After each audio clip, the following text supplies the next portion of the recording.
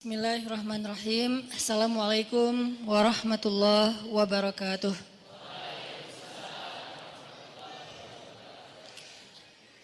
Innal hamdalillah nahmaduhu wa nasta'inuhu wa nastaghfiruh.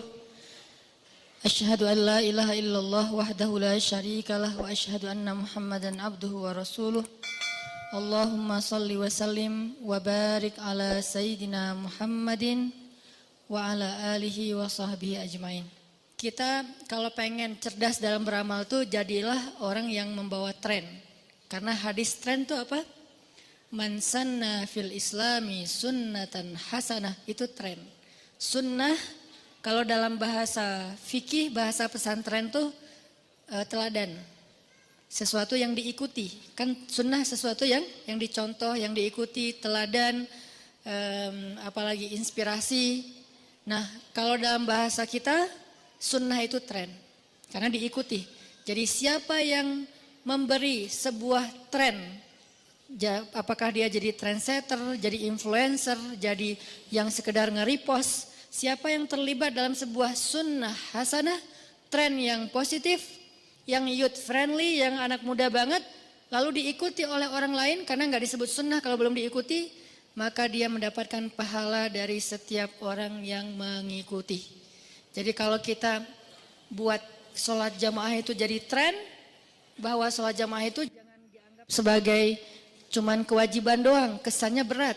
Tapi kalau sholat berjamaah itu jadi kayak lifestyle, sholat jamaah itu jadi kayak culture kita, street culture misalnya atau youth culture, itu bakalan orang lain juga akan melihat sholat jamaah itu dari angle anak muda, bukan dari angle anak pesantren, bukan dari angle akademisi, bukan dari angle ustadz, bukan dari angle dalil doang, tapi bahkan dari angle lifestyle. Sholat jamaah itu lifestyle banget, sehingga kita perlu angkat ini jadi tren. Ketika nanti di masjid ada yang unik-unik, anak muda gondrong sholat jamaah, anak muda tatoan sholat jamaah, bukan kita nyuruh anak masjid untuk tatoan, bukan. Kita lagi kayak nge-encourage teman-teman tatoan buat ke masjid. Jadi bukan dibalik, wah tatoan ke masjid keren ya, gua nggak ada tato, pakai terus gambarnya kupu-kupu gitu kan, salah gambar gitu. Nah ini bukan, kebalik, justru yang teman-teman tatoan nggak apa-apa ke masjid. Tatoan itu bukan larangan ke masjid, tatoan itu udahlah masa lalu ya, tapi dia masih diterima kok di masjid. Allah itu maha kasih sayang, maha pemurah, maha wasi'ur rahmah, kasih sayangnya luas banget, terus membuka pintu taubat di malam hari untuk orang yang berbuat dosa di siang hari, membuka pintu ampunan di siang hari untuk orang yang berbuat dosa di malam hari. Itu arti di antara kalimat kulla yaumin huwa fi sya'an. Setiap hari Allah itu fi sya'an, sibuk. Arti sibuk di sini tuh bukan riwah ya. Kalau kita kan sibuk kan jadi riwah sendiri, terus kayak gimana nih, hectic, terus kayak stres gitu kan. Allah nggak kayak gitu. Sya'an di sini, kalau salah dikoreksi ya, nggak pede. Di akhir nanti kita bantai. Oh, biasanya kayak pede gitu ngomong. Wah, sekarang ada expert, ya, pro soalnya, amatiran. Jadi kalau kulla yaumin huwa fi sya'an itu artinya setiap hari Allah itu sibuk mengampuni dosa hambanya. Setiap hari Allah kasih rezeki buat hambanya. Setiap hari Allah itu ngasih solusi, nolongin, dengerin doa, mengijabah doa. Semua kebaikan itu Allah berikan every day. Jadi kalau ada kayak kita kemarin program Giving Every Day, itu sebetulnya kulla yaumin huwa fi sya'an. Makanya kita jadiin Giving Every Day program kita biar jadi kayak tren juga, walaupun mungkin belum berkembang. Someday kita ramein bareng-bareng. Karena Allah giving every day. Setiap hari ngasih nikmat. Setiap hari ngasih ampunan. Setiap hari ngasih pahala. Setiap hari ngasih kebaikan. Lailan wa naharan. Malam dan siang. Semuanya. Cuman di antara sekian banyak waktu yang baik itu ada waktu-waktu yang istimewa. Yang jelas gak ada waktu yang jelek. Semua waktu baik, tapi di antara yang baik itu ada yang istimewa. Misalnya kayak sepertiga malam terakhir, kalau daily-nya. Kalau weekly-nya Jumat. Kalau monthly-nya pertengahan Ayyamul Bait. Kalau setahunnya Ramadan gitu kan. Ramadan juga nanti semua hari di bulan Ramadan baik, tapi nanti ada Lailatul Qadar, malam tertentu di 10 terakhir, kayak gitu-gitu yang jelas ya setiap hari aja. Sehingga mudah-mudahan kita yang mencontohkan ini sebagai sebuah habit, lifestyle, begitu diikuti oleh orang lain, bukan kita udah suci, bukan kita udah benar, tapi kita pengen bareng-bareng deh yuk kita ke surga ngegeng gitu kan. Karena orang di akhirat itu nanti masuk surga juga ngegeng. Gimana ayatnya? Ashtatan liyurau a'malahum. Ashtad itu kalau terjemahan standar yang mainstream itu berkelompok-kelompok. Kalau terjemahan youth, anak muda berkomunitas-komunitas, bergeng-geng, bergrup-grup WhatsApp. Itu ashtatan. Jadi kalau kita grup WhatsApp-nya saling menguatkan support untuk tahajud, berarti grup itu insya Allah nanti jadi grup di padang mahsyar. Grup apa itu? Grup tahajud. Grup apa itu? Grup sedekah. Grup apa itu? Grup taklim. Grup apa itu? Grup move on dari mantan misalnya kan nih. Ya apapun lah ya, yang jelas positif gitu kan. Sehingga nanti di padang mahsyar kalian akan melihat orang itu berkelompok-kelompok. Sesuai dengan apa? Sesuai dengan a'malahum. A'malahum kalau terjemahan mainstream amal. Kalau buat saya a'malahum itu activity. Activity apa yang mereka cukup jelas jadi kayak dominan gitu ya. Kita kan kalau ngelihat teman kita teringat sesuatu yang dominan pada dirinya kan. Misalnya ngelihat teman kita yang kita ingat dari dia itu apa? Dia tuh senang, misalnya anaknya tuh senang olahraga apa. Kita ngelihat teman kita, walaupun hidupnya bukan olahraga terus kan, pasti ada activity yang lain. Cuman kayak yang terkesan dari dia tuh anak apa misalnya, anak parkur misalnya. Terus ada lagi teman kita ngelihat dia tuh apa sih anaknya yang paling terkesan buat kita, dia orangnya pemalu. Satu lagi orangnya, dia yang paling dominan apa? Malu-maluin. Misalnya, macam-macam kan ya, ada yang berbeda-beda. Terus ada yang ini misalnya cerewet, yang ini pendiam, yang ini orangnya kayak perfeksionis, yang ini idealis, yang ini kaku, yang ini humble, yang ini. Masing-masing orang punya sesuatu yang mewarnai dirinya dan itu cukup terkesan. Nah ini namanya a'malahum. Pastinya amal di sini bukan hanya satu amal, cuman mana sih yang kita udah jadi kayak udah ngeklik gitu ya, udah jadi diri kita. Misalnya kayak orang yang rajin sholat malam, orang yang pernah sholat malam namanya qaim, yang pernah sholat malam. Kalau rajin sholat malam, qawwam. Orang yang sesekali puasa, shaim. Kalau udah sering puasa, shawwam. Cewek yang pernah sholat malam, qaimah. Yang pernah puasa, shaimah. Ya benar, shaimah itu artinya pernah puasa gitu, pernah ya. Kalau sering puasa, shawwamah. Kalau sering sholat malam, qawwamah. Kan Hafsah istri Nabi itu shawwamah, qawwamah. Rajin puasa di siang hari, rajin tahajud di malam hari. Nah berarti ada yang dominan dari Sayyidah Hafsah. Dari Sayyidah Aisyah yang dominannya apa? Brilliant, smart, cerdas banget. Belum lagi nanti sisi fisiknya Humairah dan seterusnya dipanggil sama Nabi Aish ya. Sampai di Sunda jadi Eis misalnya. Ya beda-beda tipis lah ya. Karena orang Sunda gak bisa bilang Ain jadinya E. Ya Aish, ya Eis. Mirip-mirip dikit lah ya. Ini menunjukkan bahwa nanti di padang mahsyar tuh kita teman-teman bakalan bergeng-geng juga. Jadi emang kehidupan akhirat itu nanti kita juga akan bakalan di satu-satuin lagi nih. Gengnya sesuai dengan amal kita atau aktivitas kita. Mudah-mudahan dengan kita kayak sekarang dan dawam artinya terus menerus, kita bisa jaga sampai akhir hayat kita. Untuk selalu hadir dalam taman-taman surga yaitu majelis ilmu, tongkrongan zikir. Kelak nanti ketika kita dibangkitin di padang mahsyar, kita akan dibangkitkan dalam keadaan terhormat. Dalam keadaan spesial, VVIP, dapat naungan Allah di antara 7 komunitas manusia yang dapat naungan Allah. Mudah-mudahan kita dapat bukan hanya satu ya, tapi beberapa tiket. Karena ada 7 tiket sebetulnya. Ya setidaknya kita dengan dawam kayak gini tuh udah dapat 1 tiket yaitu syab nasya'a fi ibadatillah. Pemuda yang tumbuh dalam keadaan dekat sama Allah. Tumbuhnya dengan belajar, tumbuhnya dengan hadir dalam tongkrongan ilmu, tumbuhnya dalam masjid, tumbuhnya dalam masyarakat yang dia menjadi orang yang khairun nas, anfa'uhum linnas. Belum lagi nanti kalau kita bisa di sini tuh membiasakan diri juga menangisi dosa. Kemudian simulasi itu bisa kita praktekin nanti pas kita lagi me time. Kapan kita me time-nya? Sepertiga malam terakhir. Kita bisa me time, nggak diganggu siapa-siapa. Di sini tuh kayak latihannya lah ya, kayak simulasinya dipimpin oleh seorang guru, ustadz, penceramah. Gimana cara curhat sama Allah? Munajat kepada Allah.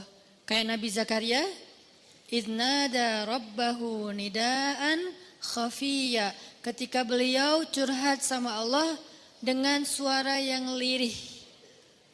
Udah gitu isi curhatnya beliau ngomong gini, Rabbi masaniyal Rabbi wahanal azmu minni washta'ala ar-ra'su syaiba walam akum bidu'aika Rabbi syaqiyya wa inni khiftul mawaliya min warai wa kanat imraati aqira fahabli min ladunka waliyah yarithuni wa yarithu min ali Yaqub waj'alhu rabbi radiyya.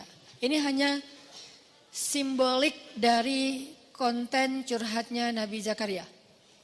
Kalau dibahas semua panjang banget, ada di surat Ali Imran juga. Gimana Nabi Zakaria, hunalika da'a Zakaria rabbah rabbi habli min ladunka dzurriyyatan thayyibah dan seterusnya. Artinya dalam forum atau momen ini nih, pas kita lagi nongkrong kayak gini, kita lagi belajar simulasi curhat. Walaupun udah curhat sebetulnya, udah apa ya, udah doa, dan itu bukan sekedar latihan yang oh ini nggak seriusan ya, ini nggak beneran ya, kayak simulasi atau latihan bencana gitu kan ya. Tapi ini bener-bener ya udah terjadi sih, udah curhat sama Allah, cuman belum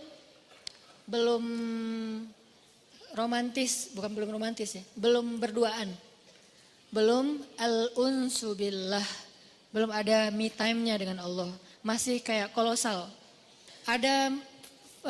Ada model yang kita lakuin sendiri, ada model yang kita lakuin bareng-bareng, dan itu semuanya jadi kayak penyemangat.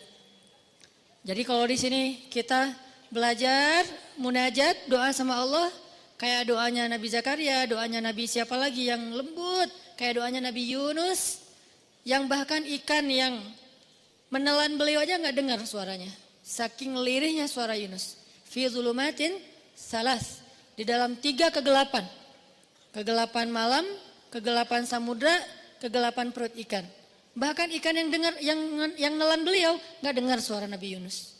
Nggak sampai ini ngapain sih orang di dalam kok diam-diam aja, diam-diam baik. Nabi Yunus suaranya saking lirihnya, ikan aja nggak dengar.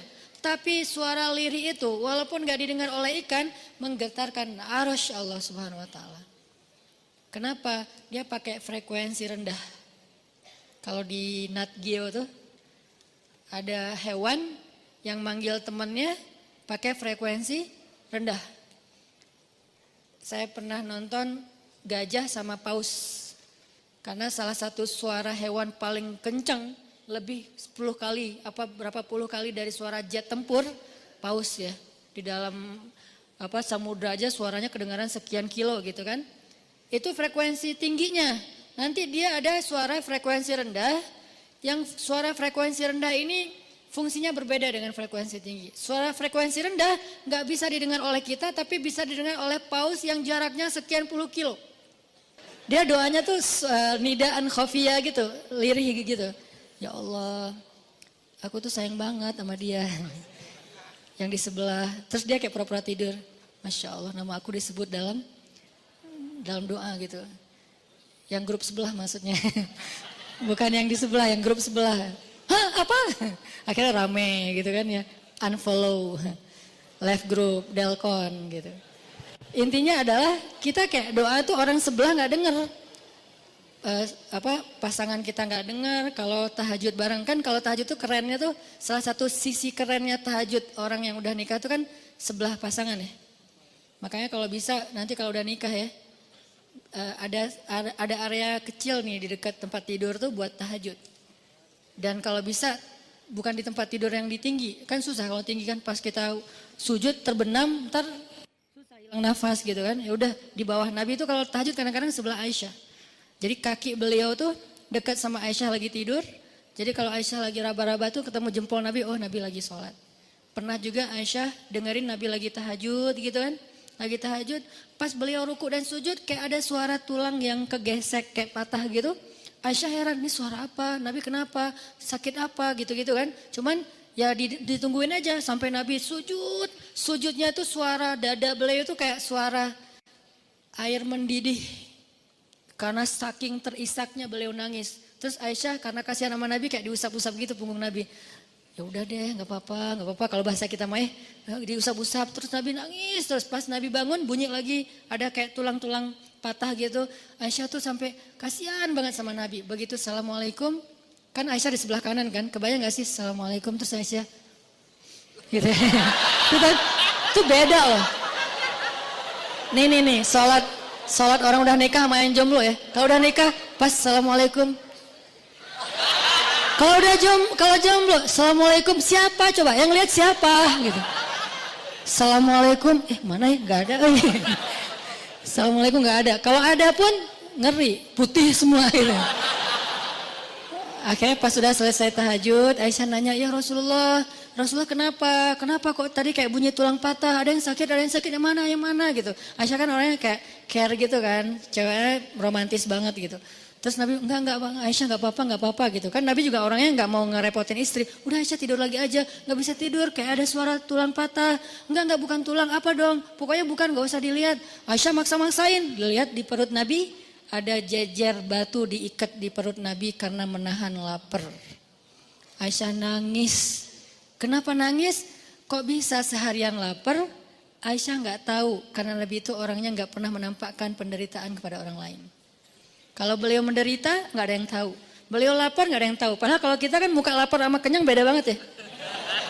Kalau muka kenyang tuh, muka lapar tuh kayak mau marah gitu kan. Oh kenapa sih? Lapar tuh nggak sih? Gitu. Muka bosen gitu kan, ngasih kode, lagi ceramah, mulai bersin-bersin, batuk-batuk, pakai kode lagi, udahan gitu. Udahan tapi kode gitu. Ya itulah kita. Kalau Rasul tuh diem. Orangnya tuh ra'fah bil mu'minina. Raufun rahim, nggak tegaan, nggak enakan, nggak mau ganggu, nggak mau ngerepotin, nggak mau ngebebanin. Itu rafahnya Nabi. Sehingga Aisyah aja nggak tahu kalau Nabi lapar. Jadi Nabi seharian lapar, nggak apa-apa Aisyah. Tapi kok nggak ngomong, nggak apa-apa Aisyah. Tapi kan aku sedih. Ya udah, sini. Memberikan. Jadi yang lapar siapa, yang ngasih di bahu siapa coba? Kan Rasul gitu banget ya. Ini Rasul. Artinya sholatnya nidaan khafiyah. Pernah juga Nabi lagi doa tuh. Sholat karena nggak pengen ngeganggu Aisyah di masjid sebelah rumah Aisyah. Aisyah pas bangun, oh Nabi kemana nih? Kan curiga gitu kan? Mana Nabi? Jangan-jangan, nah langsung disamperin rumah Sofia. Sofia, ada Nabi nggak di situ? Nggak ada, beneran. Ya udah, Hafsah ada Nabi nggak? Nggak ada. Maria ada Nabi nggak? Nggak ada. Zainab ada Nabi nggak? Nggak ada. Ummu Salamah satu-satu disamperin sama Aisyah nggak ada. Terus Nabi kemana? Balik lagi ke rumah, ngelewat masjid, ternyata Nabi lagi sujud panjang di mihrab masjid dan berdoa kepada Allah dengan doa yang sangat panjang. Ini namanya me time. Nabi itu suka banget me time berdoa sama Allah setelah me time dengan keluarga. Semuanya dikasih hak. Sama keluarganya ada me time, sama Allah ada me time-nya. Jadi pas Aisyah ngeliat Nabi kayak gitu, Aisyah masuk ke masjid, nungguin di sebelah. Yang nungguin kita tahajud siapa? Ada Ustadz, teman kos-kosan. Alhamdulillah. Akhirnya ditungguin sama Aisyah. Nabi doa apa? Allahumma ilaika aslamna wa bika amanna wa alaika tawakkalna wa ilaika anabna wa bika khasamna na'udzu bi'izzatika an tudillana antal hayyul ladzi la yamut wal insu wal jinnu yamutun. Panjang doanya. Itu yang saya hafal. Masih panjang saya nggak hafal. Artinya doa Nabi itu kayak kita tilawah 1 juz loh. Doanya aja kayak kita tilawah satu juz. Kita tilawah kayak doa. Rabbana atina fid dunya hasanah. Cuma 1 ayat gitu. Kalau beliau doa kayak tilawah saking panjangnya. Siapa sih yang sanggup sholat bareng dengan Nabi? Nggak ada yang sanggup. Sekelas Hafiz legend bernama Abdullah ibnu Mas'ud aja sholat di belakang Nabi nggak sengaja hampir batal. Kenapa nggak sengaja? Dia kayak tiba-tiba jadi ngemakmumin gitu terus nggak nyolek. Kan harusnya nyolek ya, Rasul makmumin ya gitu ya. Tapi nggak nyolek, akhirnya makmumin aja. Nabi kan karena nggak tahu ada yang makmumin, baca aja sesukanya, panjang banget. Satu rakaat bisa 2 juz. Terus dia kayak, aduh gimana ya berdiri sebelah kaki gitu kan. Gimana ya? Sampai bahasa hadisnya tuh, bahasa riwayatnya tuh kata Ibnu Mas'ud, hampir saja saya berburuk sangka. Arti berburuk sangka nih mau mundur gitu. Kayak, aduh batal kayak gitu. Kalau kita kan banyak alasannya, modus teh kan. Batal gitu. Padahal enggak enak nih, ada apa ya tadi ya, kayaknya dipanggil deh, tadi ada miss call deh gitu kan. Ibnu Mas'ud tuh apa ya. Udah mulai berburuk sangka pengen mundur, tapi kan nggak enak sama Allah. Masa udah kayak ketemuan terus gue pulang dulu ya, kan nggak enak kan? Tadi yang ngajak ketemuan siapa? Terus yang pulang duluan siapa gitu kan? Ya udah ketemuan aja lama-lama. Cuman udah nggak kuat banget. Udah gitu rukunya kayak berdiri, sujudnya kayak ruku. Wah, Masya Allah, ini nih Nabi nih, me time. Nah, kita belajar me time-nya itu dengan munajat dulu di sini. Kalau menurut saya sih teman-teman, kalau selain rekam coba dicatat doa-doa yang banyak dari para ustadz gitu ya. Bisa doa yang riwayat dari Nabi, bisa doa juga yang mungkin ditulis oleh para ulama. Doa-doa yang keren gitu, kayak doanya Abu Hurairah, doanya Bilal, kan beda-beda tuh. Doanya Muaz, Allahumma a'inni ala zikrika, syukrika, husni ibadatik. Doanya Abu Bakar, Allahumma afini fi basari dan seterusnya. Allahumma ja'al fi basari nuran, wa fi sam'i nuran, amami nuran, wa khalfi nuran, wa an yamini nuran, dan seterusnya. Itu kan doanya Abu Bakar. Masing-masing mereka kan punya doa favorit ya. Sama kayak siapa? Bilal. Doa favoritnya Bilal apa? Allahumma inni as'aluka ridhaka wal jannah wa a'udzubika min sakhatika wan nar. Ini doanya Bilal nih. Kita hafal, nanti pas malam kita pakai tuh. Doa-doa itu yang keren-keren, munajat, terus diterjemahin dengan bahasa kita. Ustaz boleh gak sih ngomong ke Allah tuh dengan bahasa yang nyaman? Boleh. Boleh bilang please gak ke Allah? Boleh. Please kan bahasa Arabnya arju ka rabbi. Atau qasodna kayak Allah. Itu kan bahasa kitanya please ya Allah, aku mohon ya Allah gitu kan. Boleh-boleh aja. Oh Allah kok please. Gak masalah, karena itu bukan berarti gak sopan. Yang gak sopan itu kalau kita ngomong ke Allah tuh pakai bahasa celaan. Apa itu. Tapi kan ini gak celaan. Cuman bahasa yang kayak nyaman aja di kita. Terus pakai perasaan gitu. Ada rasa malunya, ada rasa kangennya. Ini kita latihan pas gini, nanti malamnya bisa nangis. Masuk lagi 1 tiket. Apa tiketnya? Orang yang mengingat Allah dalam keadaan me time, sendirian, khalian, lalu air matanya menggenang, membasahi pipinya, dia dapat tiket VIP nanti di padang mahsyar. Jadi kita tuh mudah banget loh, Allah tuh mempermudah banyak urusan, karena Allah tuh gak mau ribet, gak mau nyusahin kita. Yuridullahu bikumul yusra wala yuridu bikumul usr ma anzalna alaikal Qur'an litashqa la yukallifullahu nafsan illa usaha fattaqullaha mastata'tum. Semua ini ayat kemudahan. Allah pengen memudahkan kalian, Allah gak pengen nyusahin kalian. Allah tidak menurunkan Al-Quran untuk menyulitkan kalian. Allah tidak membebankan kepada kalian apa yang kalian gak sanggup. Bertakwalah kepada Allah semampu kalian. Bukan haqqa tuqatih, itu diganti dengan pertama ittaqullaha haqqa tuqatih. Sahabat ngeluh, ya Rasulullah gak kuat lagi. Fattaqullaha mastata'tum. Kalau gak bisa haqqa tuqatih gak apa-apa. Mastata'tum, semampu kalian. Ini artinya gampang lah sebetulnya pengen dekat sama Allah mah. Allah tuh gak ada birokrasi yang ribet. Kita dekat aja, duduk di sini udah dekat. Menunggu waktu sholat udah dapat pahala kayak jihad ribet. Ini mudah-mudahan kita jaga nih. Jadi sebuah tren, kemudian habit, kemudian culture. Kalau udah jadi culture, insya Allah tuh udah akan luar biasa. Jadi udah akan bertahan lama gitu ya. Dimulai dari tren, terus jadi habit secara personal, lama-lama jadi culture di antara kita secara kolosal atau sosial. Lalu diikuti oleh orang lain, kita dapat pahala. Kan keren banget ya, beramal dengan tren kan. Makanya saya bilang dakwah kita itu menyebarkan pesan lewat tren. Makanya namanya pesan_tren.